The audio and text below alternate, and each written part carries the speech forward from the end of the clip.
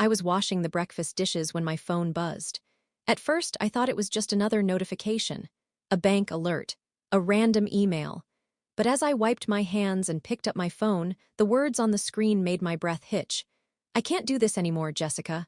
I need a real partner, not a worthless, lazy burden. I'm filing for divorce. Don't bother calling me. I've already made up my mind. A worthless, lazy burden. I stared at the message, my heart pounding, but not in the way he probably imagined. I wasn't devastated. I wasn't even surprised. I was just disgusted. Nathan had been growing more resentful for months, ever since I stepped back from my work life to recover from stress-related health issues. He hated the idea of being the sole provider, even though we had more than enough, even though he never had to worry about money. And yet, here he was, treating me like dead weight, like a failure. What he didn't know, what he had never bothered to find out, was that I wasn't some helpless, unemployed wife living off his salary. The company he prided himself on working for, the one he spent years climbing the corporate ladder in, it was mine. But Nathan never paid attention to details that didn't revolve around him. He assumed that because I wasn't getting up every morning to go to an office like him, I was doing nothing. Fine, let him think that. I set my phone down, finishing the dishes with a steady hand. If Nathan was expecting me to beg, cry, or panic over what I'd do without him, he was in for a surprise. Because tomorrow, I wouldn't just be his soon-to-be ex-wife. Tomorrow, I'd be his boss. Nathan came home late, as usual. He didn't greet me, didn't even look in my direction. Instead, he tossed his keys on the counter and muttered, "I assume you got my text." I wiped my hands on a towel, watching him carefully. His tie was loose, his shirt wrinkled from a long day. He probably thought he looked powerful, like a man who had made a firm decision and was sticking to it. I nodded. I did. Nathan's eyes flickered to me, clearly expecting an outburst, a fight, maybe even tears. Instead, I just held his gaze, calm and composed. And, he asked, impatience creeping into his voice. "And what?" I countered. "You made your choice. What else is there to say?" For the first time, I saw hesitation in his expression. His brow furrowed like he wasn't sure whether to feel victorious or disappointed. This wasn't the reaction he expected, but he covered it quickly with a smug smirk. "Figures, you never had much to say. Just coasting through life, letting me handle everything while you sit at home." Ah, there it was, the final insult. Nathan had no idea what was coming. I exhaled slowly, pretending to be unbothered. "Well, I guess you'll be free soon then." He laughed under his breath, shaking his head. "Finally, I can actually have a real future, someone who doesn't drain me." I gave him a small smile. "You should get some rest. You have a big day at work tomorrow." And so did I. Nathan left for work early, whistling as he walked out the door. He had no idea that I'd be in the same building within the hour, just in a much higher office. I had been hands-off with the company for the past year, but now I had every intention of making my presence known. By 9 a.m., I was sitting in my executive office, reviewing reports when my assistant knocked. "Jessica, the employee termination list is ready for review." I took the folder from her, flipping through the names. I already knew which one mattered most. And there it was. Nathan Reynolds, Department Head, Sales Division. It was time. I clicked the intercom, my voice steady and firm. "Send him in." Nathan strolled into the office, completely oblivious. He had no idea he was walking into his own demise. The arrogance was practically dripping off him as he adjusted his tie and greeted the receptionist with his usual fake charm. He thought this was just another day at work. Another day of barking orders, taking credit for his team's achievements, and boasting about how essential he was to the company. And why wouldn't he? He had spent years climbing the ranks, believing he was untouchable, that without him, the company would crumble. He had no clue that his entire career rested in my hands. The receptionist gave him a tight smile. "Jessica will see you now." Nathan frowned. "Jessica?" "Yes." She motioned toward my office door. The confusion on his face was delicious. I could see the wheels turning in his head, trying to piece together why his lazy, worthless wife was sitting behind a desk in a company he thought he owned through sheer force of ego. He stepped inside, his expression shifting from confusion to pure disbelief. I leaned back in my chair, meeting his gaze with unwavering calm. "Good morning, Nathan." For a second, he just stood there, silent, like his brain refused to process what was happening. "What the hell is this?" he finally demanded, closing the door behind him. I gestured toward the chair across from me. "Have a seat." His mouth opened, then closed again. He hesitated just for a moment, but his pride forced him to move forward. He sank into the chair, arms crossed. "What is this, Jessica? Why are you here?" I folded my hands neatly on my desk. "I own this company." His scoff was immediate. "No, you don't," I smiled. "Yes, I do." His lips curled into a sneer. "You expect me to believe that? You don't even have a job, Jessica. You've been sitting at home, living off my paycheck for years." I tilted my head slightly. "Your paycheck? The one I sign?" Nathan flinched just barely. For the first time, doubt flickered in his eyes. "You're lying," he snapped. I slid a folder across the desk. Inside were the official ownership documents. My name, my title, my control over every department, including his. Nathan's fingers twitched as he opened it. His eyes darted over the paperwork, scanning every line. His breathing changed, becoming shallower. The realization was sinking in. Everything he thought he knew, every assumption he had made about his success, his position, his power had been built on a lie he had told himself. He looked up, his face pale. This isn't possible." "You. You're telling me you've owned this company the whole time?" "Yes, you let me." He stopped, clenching his jaw. "Yes, Nathan. I let you believe whatever you wanted to believe." Silence. For the first time, Nathan had no comeback. But then, like clockwork, his ego tried to regain control. He scoffed again, leaning back like he wasn't fazed. "So what? You dragged me in here just to flex your power, to show off? Pathetic." I exhaled softly, feigning disappointment. "No, Nathan. I called you in here because of this." I pulled another folder from my desk. Inside was his termination letter. His eyes darted over the page. He blinked once, twice, then again. The muscles in his jaw tensed. "You're firing me." I kept my voice steady. Yes, the shock hit him like a slap. "You can't do that." "I can, and I am." His nostrils flared. "On what grounds?" "You have no reason to fire me." I arched an eyebrow. "No reason?" I flipped through the file, reading out loud. Multiple complaints from employees about workplace toxicity.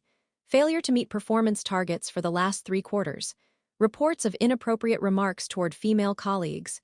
Nathan's face darkened. I continued. "Oh, and let's not forget your most recent disrespectful behavior toward the company's owner. That alone is grounds for termination." He was seething.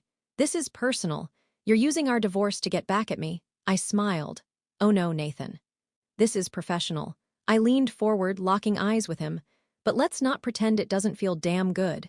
His fists clenched. "You'll regret this." I shrugged. "Doubt it." I stood up, signaling the end of the conversation. "Security will escort you out." Nathan's face was red with rage. He started to say something else.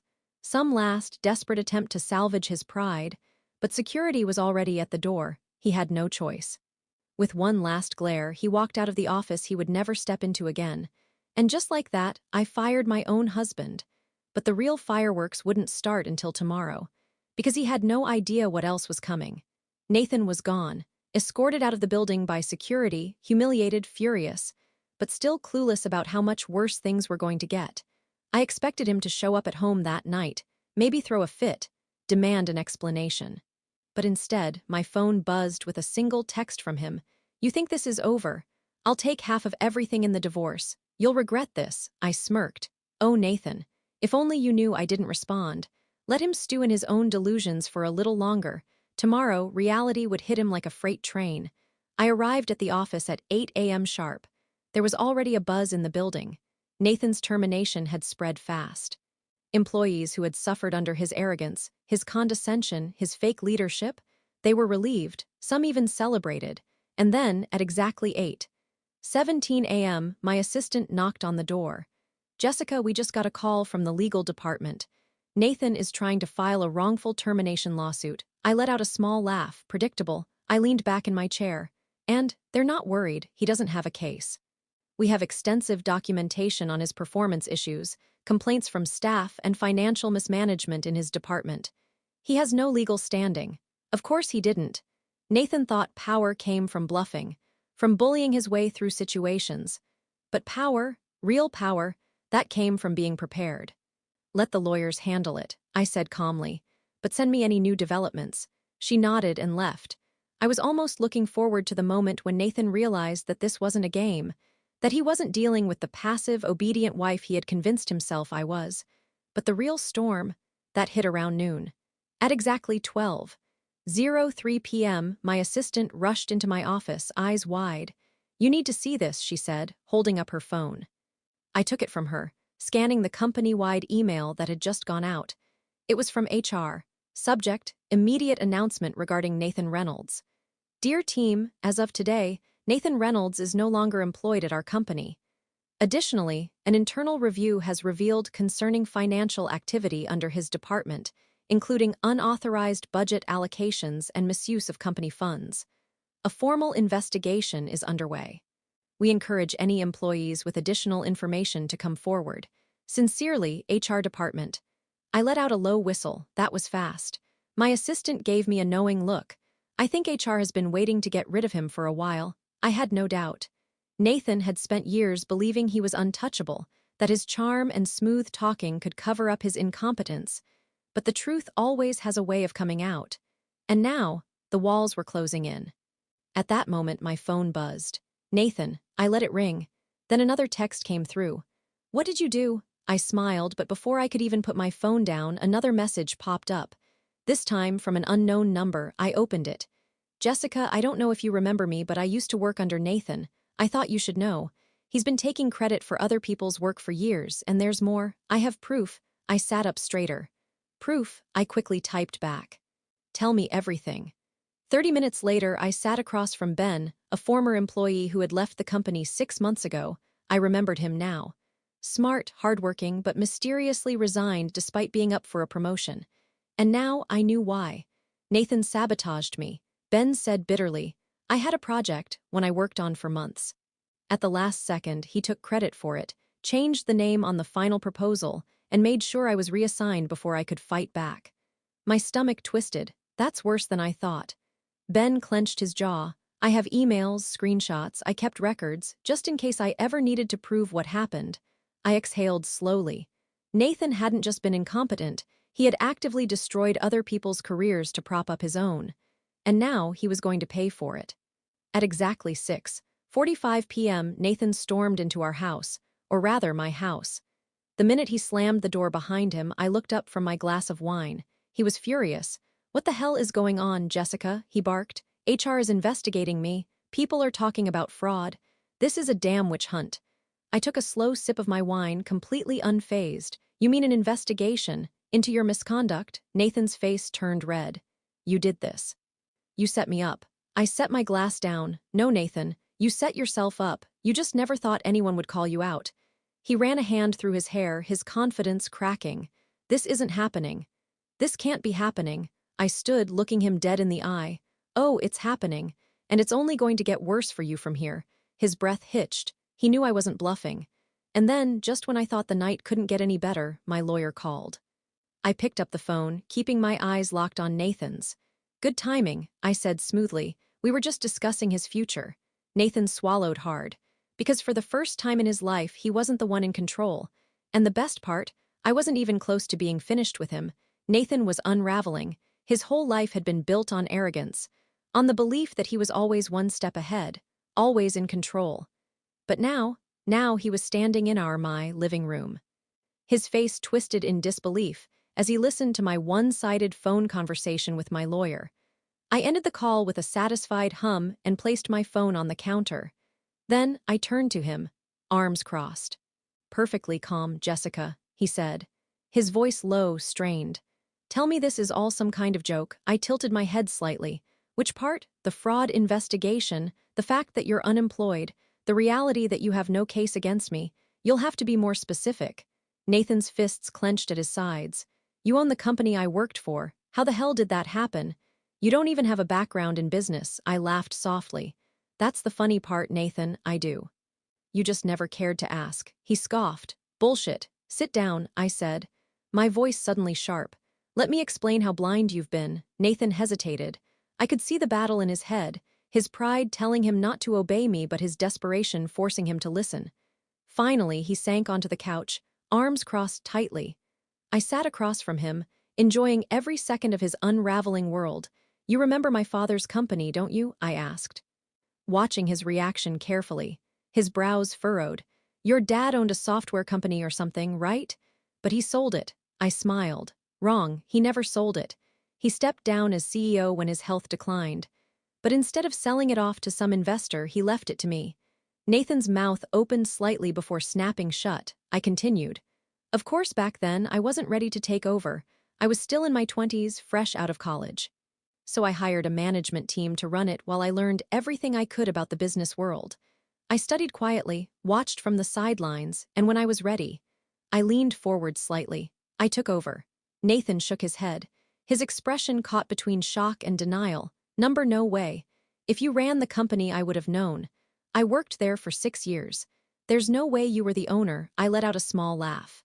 Nathan, do you even know the name of the parent company that owns the firm you worked for? His face twitched. He didn't know, I knew it. He never cared about anything beyond his own title, his own position. He'd spent years working for my company without once looking past his own little bubble. It's called Vanguard Holdings, I said smoothly. My father restructured the business years ago. The company you worked for, it was a subsidiary under the Vanguard umbrella. And guess who the CEO of Vanguard Holdings is? Nathan's breathing turned shallow. I leaned back, crossing my legs. Me. Silence, the look on his face, priceless. He was trying to process everything at once. The fact that he had spent years working under his own wife, that every time he came home complaining about upper management, he had actually been complaining about me. And the worst part, I never hid it from him. You never, he swallowed. You never told me. I arched an eyebrow. I never hid it, Nathan. You never asked. You assumed I was just some clueless housewife, sitting at home waiting for you to bring money in. But the truth is that you never saw me as an equal. You thought you were the provider, that you were the man of the house. You thought your career was the only one that mattered. His jaw clenched. You let me look like a damn idiot, I laughed, shaking my head. No, Nathan, you did that to yourself. You spent years dismissing my interests, brushing off my work, never once asking what I did all day. I never needed to keep a secret from you. You just never listened. His face had gone pale, everything he believed about his success, his authority. It was all built on a lie he told himself. I stood up, towering over him now, and the best part, even if I had told you, it wouldn't have changed anything, because you would have done what you always do, underestimate me. Oh, and one more thing, I said casually, reaching for my phone. I turned the screen toward him. It was an email from HR, a permanent blacklist notice. As of this morning, I said, you've been banned from working at any company affiliated with Vanguard Holdings. Nathan's breath hitched, which means, I added, enjoying every second of this, you won't be getting another job in your industry. Not in this city, not in this entire state. A silence stretched between us, a delicious silence. Nathan, for the first time in his life, was completely powerless, and I had never felt more powerful. Nathan sat there, stunned. His jaw clenched so tight I thought he might shatter a tooth. He had nothing left, no job, no leverage, no financial claim over me, and thanks to the blacklist, no future in the industry he had once considered his kingdom. For the first time in his life, he wasn't in control. I could see the panic rising behind his eyes. But then, in true Nathan fashion, his arrogance tried to make a final stand. This isn't over, he muttered, shaking his head. You think you've won, but you haven't. I leaned against the counter, swirling the last sip of my wine. Oh, he stood abruptly, his hands clenched into fists. You humiliated me. You destroyed my career. Do you think I'm just going to roll over and accept that? I sighed. Nathan, you're a grown man. You can take responsibility for your own mistakes, or you can keep acting like a victim. Either way, I don't care. His nostrils flared. You'll regret this, Jessica. I raised an eyebrow. I doubt it. His hands twitched like he wanted to break something. But instead, he stormed out the front door, slamming it behind him. I exhaled, feeling a weight lift off my shoulders.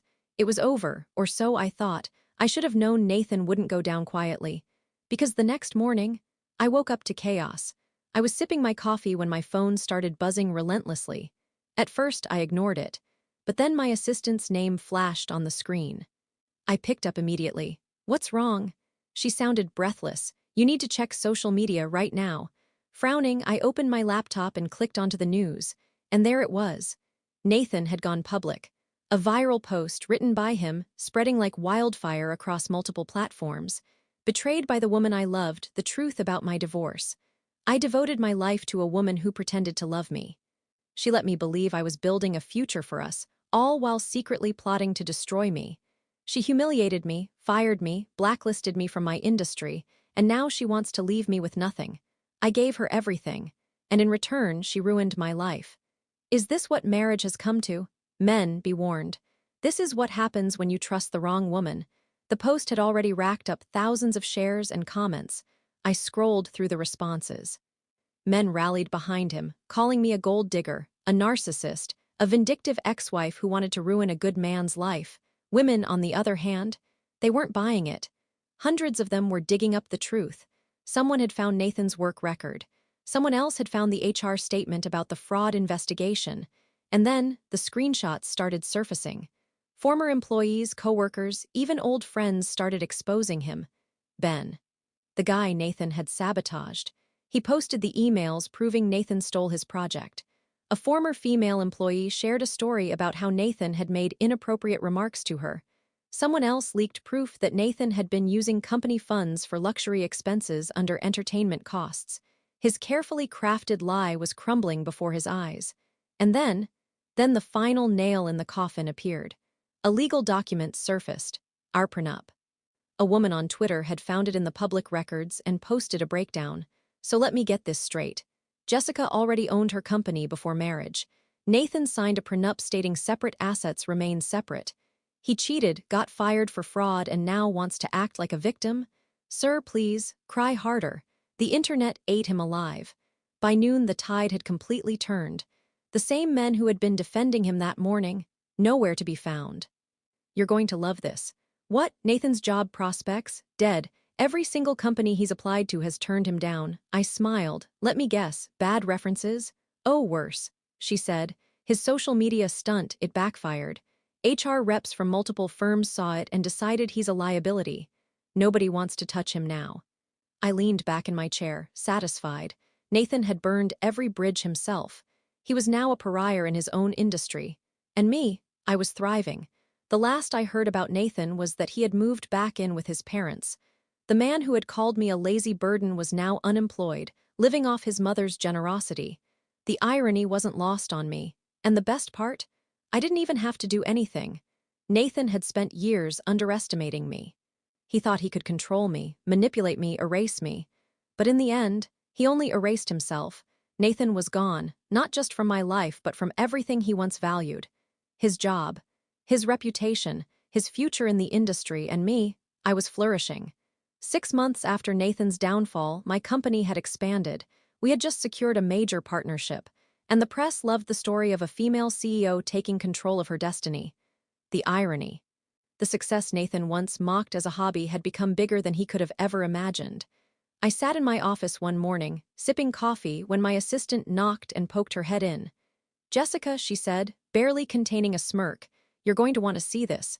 She handed me a resume. I glanced down at the name, Nathan Reynolds. I blinked, then let out a small laugh. "Oh no, tell me he didn't." "Oh, he did," she confirmed. "He applied for a mid-level sales position at one of our subsidiary companies. He must not have realized it's under our umbrella."